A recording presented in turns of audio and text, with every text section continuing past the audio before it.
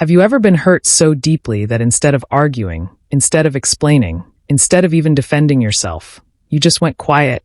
Not the dramatic kind of silence. Not the kind that demands attention.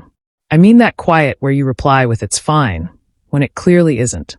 Where your messages get shorter, your tone gets flatter, and somewhere inside, something slowly shuts down.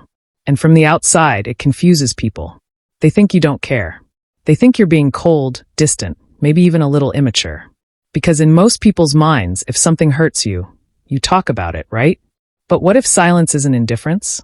What if for some people, silence is actually the loudest expression of pain? Let me show you what's really happening in that moment. Inside your brain, your emotions, and your past. Imagine this. You're talking to someone you care about. Maybe it's a friend, a partner, someone close. And then they say something small, maybe even casual. But it hits you in a place you didn't expect. It feels like disrespect, or rejection, or being misunderstood. Now here's the interesting part. Two people can experience the exact same moment and react completely differently. One person raises their voice. They confront.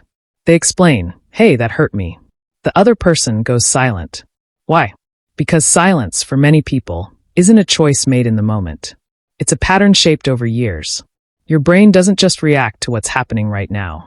It reacts to everything that situation reminds you of. If somewhere in your past, expressing your feelings led to being ignored, dismissed, or even punished, your brain learned something very important. It learned that speaking up is unsafe.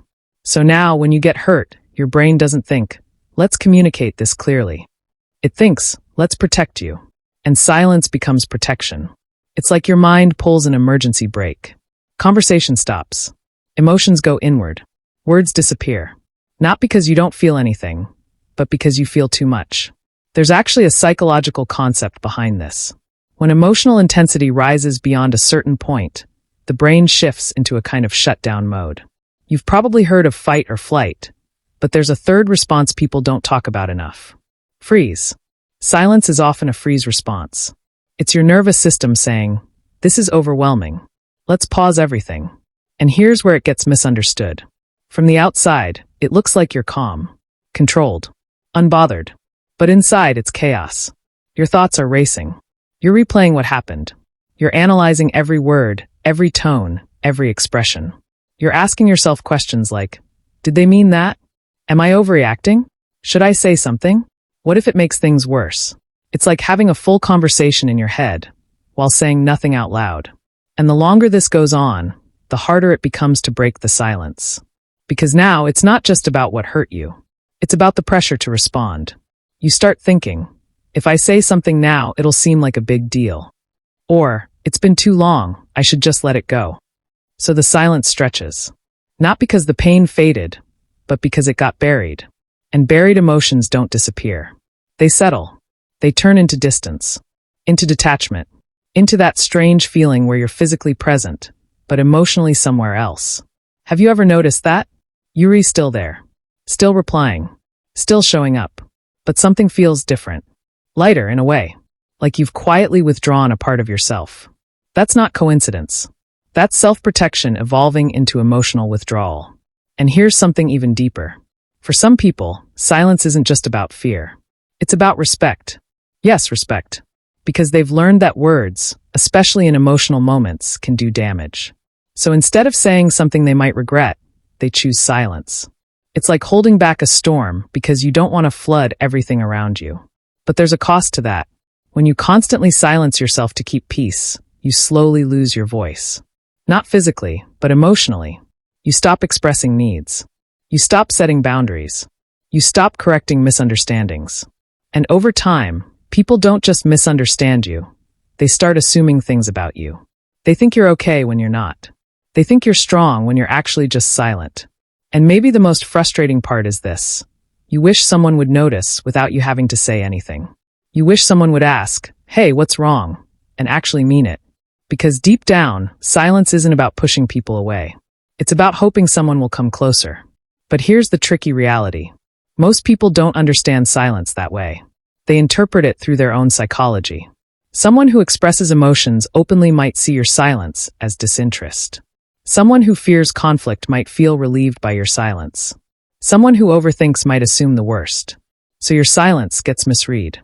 And that creates a gap. A gap between what you feel and what others understand. Now, let's pause for a second and look at this from a different angle. What if your silence isn't a flaw? What if it's actually a signal? Because silence tells you something very important. It tells you that something mattered. You don't go silent over things that don't affect you. You go silent when something touches a deeper layer. Your values, your expectations, your emotional boundaries. So instead of asking, why am I like this? Maybe the better question is, what is this silence trying to protect? Sometimes it's protecting your self-worth. Sometimes it's protecting you from rejection. Sometimes it's protecting a version of you that once spoke up and regretted it. And understanding that changes everything. Because now silence isn't weakness. It's information. But, and this part is important, information only helps if you use it. Because staying silent forever doesn't protect you, it isolates you. Think about it like this. If you never express hurt, people never learn how to treat you better. Not because they don't care, but because they don't know. Your silence teaches people what you tolerate. And that's a hard truth, but also an empowering one, because it means you have more control than you think. You don't have to go from silence to confrontation overnight. That's not realistic. And honestly, it's not necessary. Sometimes growth looks like very small shifts. Instead of saying nothing, you say, that felt a bit off. Instead of withdrawing completely, you take a pause and come back later. Instead of expecting people to read your mind, you give them a clue. It doesn't have to be perfect. It just has to be honest. Because your voice doesn't need to be loud to be heard. It just needs to exist. And here's something reassuring. The fact that you go silent when hurt often means you're deeply thoughtful. You process before reacting. You care about impact. You're aware of emotional complexity. Those are strengths. But like all strengths, they need balance. Because when reflection turns into suppression, it stops serving you. So the next time you notice yourself going quiet, don't judge it immediately. Notice it. Ask yourself, what am I feeling right now? What part of me wants to speak? What am I afraid might happen if I do? And maybe, just maybe, you give that voice a little space. Not all at once. Not perfectly. Just a little. Because healing isn't about becoming someone completely different. It's about allowing more of yourself to exist. Even the parts that feel uncomfortable. Even the parts that want to speak, but don't know how yet. And if this resonates with you, if you've ever been that person who goes silent when hurt, I want you to reflect on something after this. What's one moment where you stayed silent, but wish you hadn't? Not to regret it. Not to overthink it. Just to understand it. Because awareness is where change begins. And if you found yourself in this, you're definitely not alone. There are so many people who feel deeply, but express it quietly. Maybe you're one of them. And maybe learning to turn that silence into something a little more visible is the next step forward. If this made you think or reminded you of someone, share your thoughts. I'd love to hear your perspective.